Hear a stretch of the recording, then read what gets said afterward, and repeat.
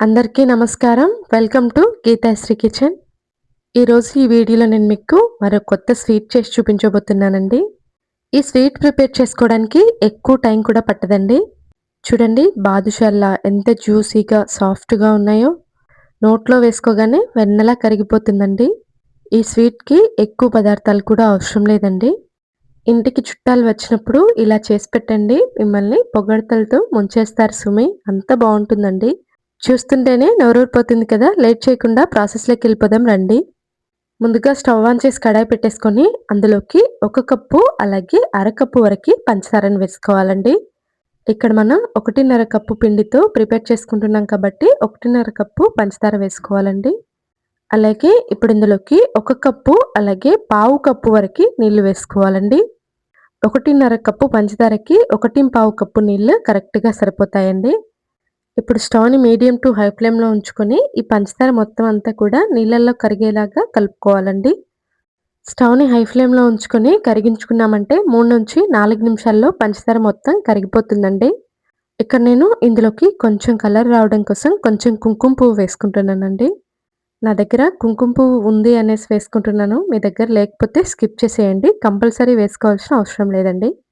స్టవ్‌ని హై ఫ్లేమ్‌లో ఉంచుకొని ఇలా కంటిన్యూయస్‌గా కలుపుతూ కరిగించుకున్నామంటే తొందరగా కరిగిపోతుందండి. అలాగే నాదొక చిన్న రిక్వెస్ట్ అండి. మన ఛానల్‌ని ఎవరైనా ఫస్ట్ టైమ్ చూస్తుంటే ప్లీజ్ అండి సబ్స్క్రైబ్ చేసుకోండి. మన ఛానల్‌లో అన్నీ కూడా హెల్తీ రెసిపీస్ అలాగే చాలా ఈజీగా చేసుకునే రెసిపీస్ ఉంటాయండి. ఒకసారి చెక్ చేయండి. వీడియో చూసేవాళ్ళు తప్పకుండా ఒక లైక్ చేయండి. చూడండి ఈ విధంగా పంచదార మొత్తం కరిగిపోయిన తర్వాత స్టవ్ ఆఫ్ చేసుకోవాలండి. దీనికి పాకం ఏమీ అవసరం లేదండి. ఇక్కడ నేను చూపిస్తున్న విధంగా జిగురుగా ఉంటే సరిపోతుంది. ఎలాంటి పాకము అవసరం లేదు. ఇప్పుడు ఈ పంచదార పాకాన్ని పక్కన పెట్టేసుకోవాలి. ఇప్పుడు ఇంకొక గిన్నె తీసుకొని అందులోకి 1 కప్పు వరకి మైదా పిండి, అలాగే అరకప్పు వరకి గోధుమ పిండిని వేసుకోవాలండి. అలాగే ఒక టేబుల్ స్పూన్ వరకి బొంబాయి రవ్వ వేసుకోవాలండి. ఇప్పుడు ఈ రవ్వ మొత్తం గోధుమ పిండిలో ఇలా కలిసే విధంగా కలుపుకోవాలండి. మీరు కావాలి అనుకుంటే మొత్తం అంతా కూడా గోధుమ పిండితోనైనా ప్రిపేర్ చేసుకోవచ్చండి. ఇప్పుడు ఇందులోకి ఓ పావు టీ స్పూన్ సాల్టు, అలాగే అర టీ స్పూన్ వరకి బేకింగ్ సోడా వేసుకోవాలండి. వంట సోడా ఖచ్చితంగా వేసుకోవాలండి. ఇప్పుడు ఇందులోకి కొన్ని కొన్నిగా నీళ్లు వేసుకుంటూ పిండిని మొత్తం అంతా కూడా ఇలా చేతి వేళ్ళతో మెదుపుకుంటూ కలుపుకోవాలండి. మనం పిండిని ఎంత చక్కగా కలుపుకుంటామో మనకి స్వీట్ అనేది అంత సాఫ్ట్‌గా వస్తుందండి. ఇలా చేతి వేళ్ళతో మెదుపుకుంటూ మినిమం 10 నిమిషాల పాటు పిండిని బాగా బీట్ చేసుకుంటూ కలుపుకోవాలండి. అప్పుడే మనకి స్వీట్ అనేది జ్యూసీగా అలాగే సాఫ్ట్‌గా వస్తుంది. ఇక్కడ నేను పూర్తిగా కలిపిన తర్వాత తీసి చూపిస్తున్నాను చూడండి. పిండనేది మరీ అంత లూజ్‌గా ఉండకూడదు. అలాగని మరి అంత గట్టిగా ఉండకూడదండి. ఈ విధంగా ఉంటే సరిపోతుంది. ఇప్పుడు దీనిపైన ఒక టీ స్పూన్ వరకి నెయ్యిని వేసి ఈ విధంగా అంతా కూడా ఈవెన్‌గా పట్టించుకోవాలండి. ఆరిపోకుండా తడి క్లాత్ పెట్టేసి 5-10 నిమిషాలు పక్కన పెట్టేసుకోవాలి.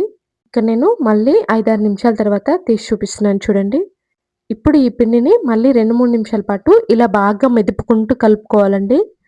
పిండిని ఎంత చక్కగా కలుపుకుంటామో మనకి స్వీట్ అనేది అంత బాగా వస్తుందండి.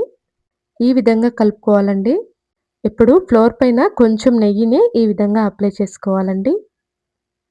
మనం కలుపుకున్న పిండిని 2 ఉండలుగా చేసి ఇలా పిండి ముద్దని పెట్టేసుకోవాలండి. ఇప్పుడు మనం చపాతీ రోల్ చేసుకుంటాం కదండీ! ఆ కర్రని తీసుకొని ఈవెన్‌గా ఇలా రోల్ చేసుకోవాలి. మరీ పలుచగా కాకుండా ఇక్కడ నేను చూపిస్తున్న విధంగా ఈ మందంలో ఉండేలా రోల్ చేసుకోవాలండి. ఇక్కడ నేను అంతా కూడా రోల్ చేసిన తర్వాత తీసి చూపిస్తున్నాను చూడండి. ఈ స్వీట్‌ని వంట రాని వాళ్ళు కూడా ఈజీగా ప్రిపేర్ చేసుకోవచ్చండి. చూడండి ఇక్కడ నేను చూపిస్తున్న విధంగా ఈ మందంలో ఉండేలా పిండిని మొత్తం రోల్ చేసుకోవాలండి. మరీ పలుచగా కాకుండా అలాగని మరీ మందంగా కాకుండా ఈ విధంగా ఉంటే సరిపోతుంది. ఇప్పుడు అంచు ఖర్చుగా ఉండే ఏదైనా బాక్స్ మూతను కానీ, ఇలా ఏదైనా టిఫిన్ బాక్స్ మూతను కానీ పెట్టేసి ఈ విధంగా ప్రెస్ చేసుకోవాలండి. మీరు కావాలి అనుకుంటే పెద్ద సైజులోనైనా ప్రిపేర్ చేసి తీసుకోవచ్చు. మనం ఈ ప్రాసెస్‌లో చేసుకున్నాము అంటే పిండనేది తొందరగా అయిపోతుంది. స్వీట్ అనేది తొందరగా రెడీ అయిపోతుందండి. ఈ మెథడ్‌లో చేసుకున్నామంటే ఈజీగా ప్రిపేర్ చేసుకోవచ్చు కూడా. ఈ విధంగా అన్నీ ప్రెస్ చేసుకున్న తర్వాత ఇప్పుడు ఎక్స్‌ట్రాగా ఉన్న పిండిని మొత్తం అంతా కూడా ఈ విధంగా తీసేసుకోవాలండి. ఇప్పుడు ఈ ఎక్స్‌ట్రా పిండిని కూడా సేమ్ అదే ప్రాసెస్‌లో ప్రిపేర్ చేసుకోవాలి. ఇక్కడ నేను మళ్ళీ చూపిస్తున్నాను చూడండి. ఈ విధంగా ఉంటే సరిపోతుందండి. మరీ మందంగా అవసరం లేదు. మరీ పలుచగా కూడా అవసరం లేదు. అన్నిటిని కూడా సేమ్ ఇదే ప్రాసెస్‌లో ప్రిపేర్ చేసి తీసుకోవాలి. ఇక నేను వీటిని ప్రిపేర్ చేసుకుంటున్నప్పుడే స్టవ్‌ని లో ఫ్లేమ్‌లో ఉంచి ఆయిల్ వేసి హీట్ చేసుకున్నానండి. ఆయిల్ మరీ ఎక్కువ హీట్‌లో కాకుండా కొంచెం మోడరేట్ హీట్‌లో ఉన్నప్పుడు ఈ విధంగా వేసుకోవాలి. వీటిని వేసుకున్న తర్వాత స్టవ్‌ని లో టు మీడియం ఫ్లేమ్‌లో మాత్రమే ఉంచుకొని బాగా ఫ్రై చేసుకోవాలండి. మీరు హై ఫ్లేమ్‌లో పెట్టి కుక్ చేశారంటే మనకి చక్కగా ఉడకవండి. లోపల పిండి పిండి అలాగే ఉండిపోతుంది. కాబట్టి కంపల్సరీ స్టవ్‌ని లో టు మీడియం ఫ్లేమ్‌లో మాత్రమే ఉంచుకొని కుక్ చేసుకోవాలి. చక్కగా కుక్ అయ్యి వాటంతట అవే ఈ విధంగా పైకి వచ్చేస్తాయండి. ఇలా లైట్‌గా కలర్ మారిన తర్వాత ఇప్పుడు వీటిని రెండో వైపు కూడా తిప్పుకొని ఫ్రై చేసుకోవాలి.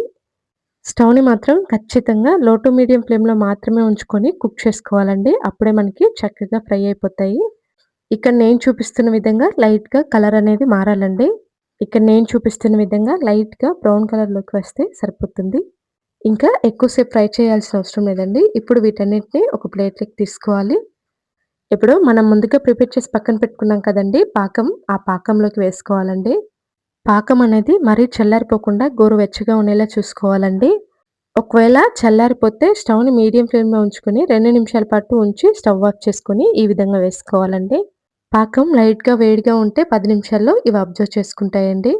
ఫ్రై చేసుకున్న మిగతా వాటిని కూడా ఇప్పుడు ఇందులో వేసేసుకోవాలండి. ఇప్పుడు ఇవి కూడా పంచదార పాకంలో మునిగే విధంగా ఇలా డిప్ చేసుకోవాలండి. వీటిని ఓ 10-20 నిమిషాల పాటు ఉంచేసి తీసేసుకుంటే సరిపోతుంది. అంతేనండి స్వీట్ రెడీ అయిపోయింది. థాంక్స్ ఫర్ వాచింగ్ అండి.